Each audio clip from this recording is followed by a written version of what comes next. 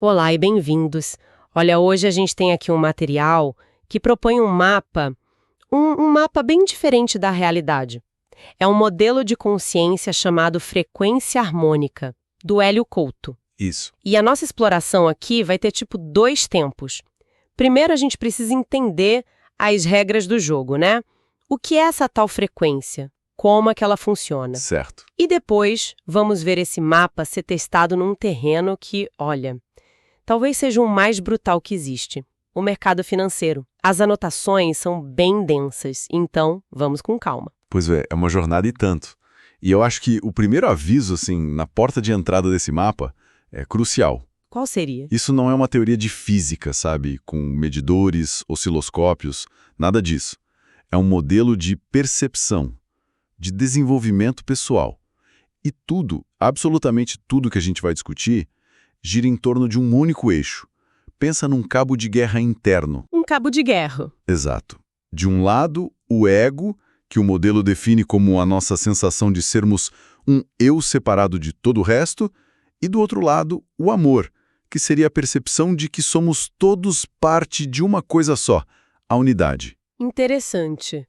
Então, nesse modelo, a jornada da vida não é sobre, sei lá, acumular coisas ou seguir regras morais, mas sim sobre se mover nesse eixo. Exatamente. Diminuir essa sensação de que existe um eu isolado e aumentar a conexão com o todo. A métrica é essa. É exatamente essa a métrica. A frequência harmônica seria sua posição média nesse cabo de guerra.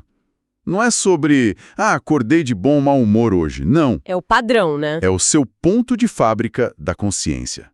Quanto mais forte a ilusão do ego, quanto mais medo, mais você é puxado para um lado. Quanto mais você age a partir da conexão, da cooperação, mais a sua frequência nesse modelo se eleva, nos degraus que o modelo chama de frequência harmônica de 1 a 3. O nome que ele dá é consciência de sobrevivência. Sobrevivência. Pensa no estado mais básico e reativo que um ser humano pode ter. É um mundo visto através das lentes do medo puro. A lógica é matar ou morrer, pegar antes que peguem de mim. Certo. O material cita exemplos óbvios, como zonas de guerra, crime organizado. É a lei da selva. A base da pirâmide onde a única preocupação é o próximo segundo. E qual seria o próximo degrau? É o degrau onde, segundo as anotações, a grande maioria de nós vive e onde quase todos os nossos sistemas foram construídos. É a FH4, o ego estruturado. Ah, o ego estruturado. Aqui o medo não é mais de morrer a qualquer instante, mas ele se sofisticou, sabe? Virou medo de não ser bom o suficiente, de perder status, de não ter controle. É o reino da competição, da hierarquia. Da política do escritório. Exato, da moralidade baseada em punição e recompensa. É um jogo com regras, mas o objetivo do jogo ainda é, lá no fundo, eu primeiro. Faz todo sentido. É o mundo que a gente reconhece, onde o sucesso é medido pela sua capacidade de se destacar dos outros, de vencer. Mas e quando alguém começa a sentir que esse jogo não faz mais tanto sentido? Aí essa pessoa chega no que o modelo descreve como a fase talvez mais difícil de todas, a FH5, a transição. A transição. É o momento do despertar. Só que não é um despertar bonito e iluminado, é doloroso. É quando a pessoa começa a ver as engrenagens do próprio ego. Sabe aquela sensação de se ver reagindo com raiva a uma coisa boba e pensar: por que eu fiz isso? Esse não sou eu. Sim, claro. É a primeira vez que a consciência se separa do mecanismo do ego e o observa de fora. As crises existenciais, a sensação de vazio, tudo isso caracterizaria essa fase. É a fase do e se tudo que eu acreditei até hoje for uma grande mentira que eu contei pra mim mesma? Mas esse soa terrivelmente solitário. É muito. O material fala sobre como uma pessoa lida com o fato de que o mundo inteiro ao redor dela, a família, o trabalho, ainda opera na frequência antiga, na do ego estruturado. Olha, o material não entra em tantos detalhes sobre a dinâmica social, mas aponta que o sofrimento aqui é imenso justamente por causa desse descompasso. A pessoa não se encaixa mais no mundo antigo, mas ainda não chegou no novo. Fica num limbo. Exato. É como um pianista que passou a vida toda tocando para agradar os outros e de repente percebe que odeia a música que toca. Ele já sabe que não quer mais aquela partitura, mas ainda não encontrou a própria melodia. Uau, que analogia perfeita! O conhecimento do problema tá lá, mas o hábito, o medo, tudo ainda sequestra a execução. Perfeito. A identificação com o pianista de sucesso ainda está no comando. E depois dessa turbulência toda, o que vem? Existe uma saída? Existe. É a FH6, o amor consciente. A palavra-chave aqui é consciente. Não é um amor romântico, ingênuo. É a clareza que vem depois de observar o ego por tempo suficiente para que ele perca a força. E o que muda na prática? A necessidade de estar certo diminui. A empatia se torna real, não só uma estratégia social. E surge uma responsabilidade pelos próprios atos, mas sem o peso da culpa. A pessoa simplesmente faz o que é certo porque é o que faz sentido, não por medo de punição. Entendi. E o topo da montanha? Existe um nível além disso, segundo o modelo? Sim, o último degrau, descrito como raríssimo, é a FH7, a consciência de unidade. Aqui, a própria percepção de um eu separado se dissolveria completamente. Não teria mais o cabo de guerra? Não teria mais. Um dos lados teria largado a corda. O modelo descreve como um estado de presença constante, de amor incondicional, onde não há mais julgamento do outro, porque não existe outro. Certo, o mapa tá claro, mas a pergunta de $1 milhão é: como se move entre esses degraus? Se não é com técnica, com ritual, como que acontece a mudança? O ponto central das anotações é que a mudança não é um ato de fazer, mas de perceber. A frequência sobe não quando você tenta ser uma pessoa melhor, mas quando você consegue observar, sem julgamento, os seus próprios mecanismos egóicos. Como assim? Quando a vontade de reagir, de gritar, de provar um ponto, surge, e você consegue apenas assistir a isso, sem se identificar, sem ser levado pela onda. Nesse espaço, a consciência se expande.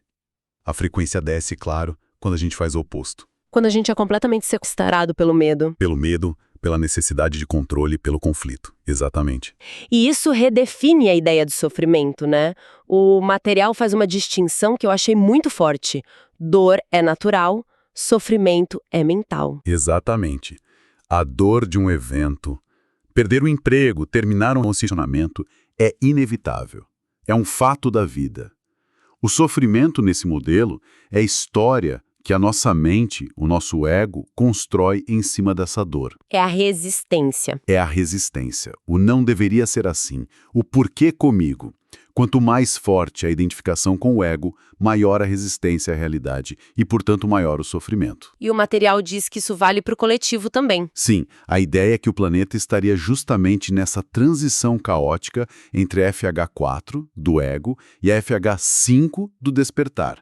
O caos que a gente vê seria o atrito, o sofrimento coletivo dessa resistência à mudança. Ok, então temos esse mapa da consciência com seus vales de medo e picos de unidade, mas um mapa só tem valor quando a gente leva ele para um terreno real. Com certeza. E o terreno que as anotações propõem para testar esse mapa é, como eu disse, talvez o mais implacável, o mercado financeiro. Como essa escada se parece na tela de um trader.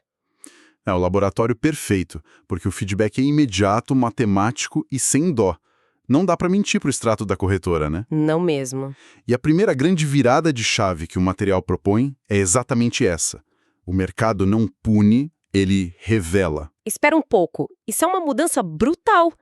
Quer dizer que o resultado no fim do dia, seja positivo ou negativo, é menos um boletim financeiro e mais um diário da nossa própria consciência? Um espelho do nosso estado interno? É precisamente isso. É isso que as anotações sugerem. As perdas e os ganhos não são castigos ou prêmios. São apenas um feedback sobre o nível de frequência em que você estava operando. Uau! E quando você olha por essa lente, os comportamentos de um trader ficam transparentes. Um operador em frequência baixa, dominado pelo ego, vai exibir um padrão clássico. Ele não entra numa operação para seguir um plano, ele entra para estar certo. para provar um ponto para o mercado. Exato. Se o mercado vai contra, ele não aceita. Ele move o stop, aumenta a posição na esperança de reverter, opera por vingança depois de uma perda. A famosa deixa só recuperar o que eu perdi. É a negação da realidade em tempo real. E isso leva ao que no mercado se chama de overtrading, que é a receita para quebrar uma conta. Perfeitamente. Agora, imagine o trader na fase de transição, na FH5. Esse é o perfil que, segundo o material, lota os cursos e mentorias. O pianista. O pianista, ele já tem o conhecimento técnico, tem uma estratégia, sabe exatamente o que precisa fazer, mas na hora H ele se sabota.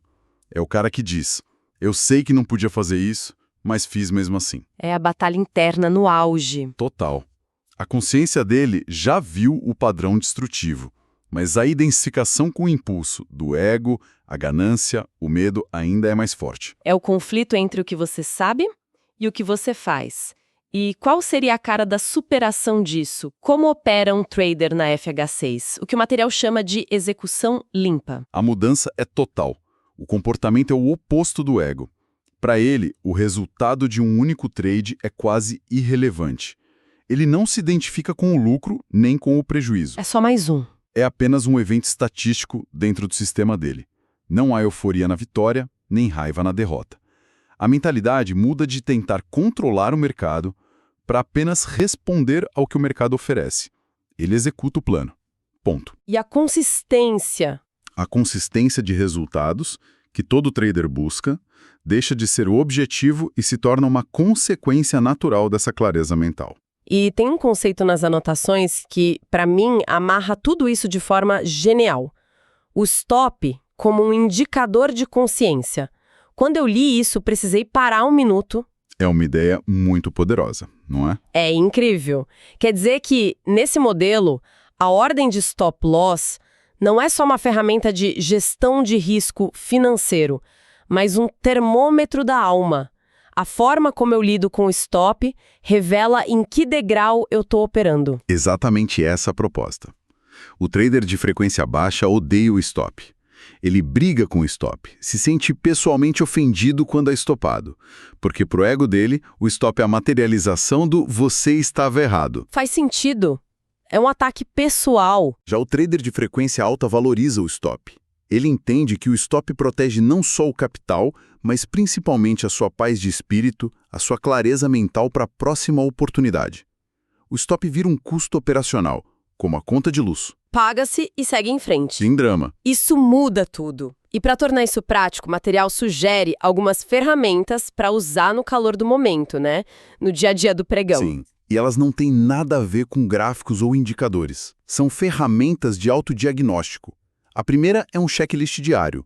Antes de ligar a plataforma, a pessoa se pergunta, com total honestidade, estou aqui hoje para tentar provar algo? Quero recuperar a perda de ontem? Estou ansioso ou com pressa de ganhar dinheiro? Se a resposta para qualquer uma dessas for sim, é um sinal de que o ego está no volante. A recomendação do modelo é clara. Nesse estado, ou você não opera, ou opera com a mão muito, muito leve. É uma checagem do estado interno antes de colocar o dinheiro em risco.